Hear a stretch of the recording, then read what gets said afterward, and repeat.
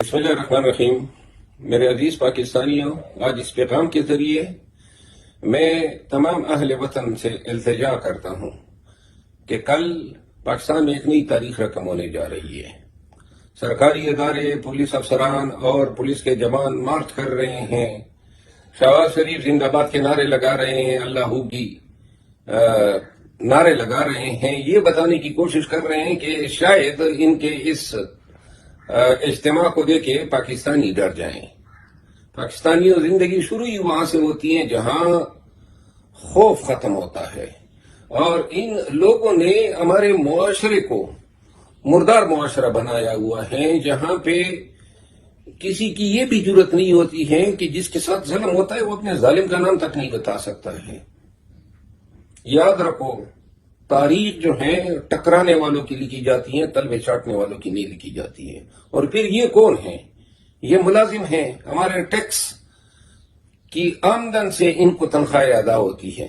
ان کا جو مکروہ کردار 2-2.5 سالوں میں آپ نے دیکھا، تمام یہ الیکشن کمیشن آف پاکستان، یہ ریٹرننگ آفیسرز، یہ تمام ادارے مل کے انہوں نے پاکستانی عوام کا مینڈیٹ چوری کیا، خان کو ناجائز زبردستی بدماشی اور غنڈہ گردی کے زور پہ جیل میں رکھا ہوا ہے، اور اب کہتے ہیں آپ احتجاج بھی نہیں کریں گے، یعنی ظلم بھی کریں گے، بدماشی بھی کریں گے، اور آپ کا احتجاج کا حق بھی نہیں ہے۔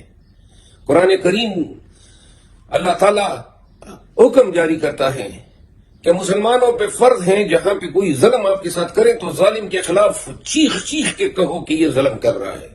تو لہذا آپ کا آئین آرٹیکل 16 آپ کو حق دیتا ہے، یہ 144، یہ پرچے، یہ آنسو گیس، یہ ٹیئر گیس، یہ شیلے کریں جتنا یہ کر سکتے ہیں۔ اور جو ہمیں دھمکیاں دے رہے ہیں کہ جی کوئی جرت کرے یہاں پہ آ کے دکھا دے، تو ہم جرت بھی کریں گے اور آئیں گے بھی۔ آپ نے کبھی دیکھا ہی نہیں ہے کہ خوف کیا ہوتا ہے۔ ہم تو سنگینوں کے سائے میں پلے ہیں، اور یہ زندگی ہماری کٹی ہے گولیوں کی گن گرج میں۔ آپ کی یہ دھمکیوں سے اور آپ کی یہ خولوں سے اور آپ کی ان شیلنگ سے ہم ڈریں گے؟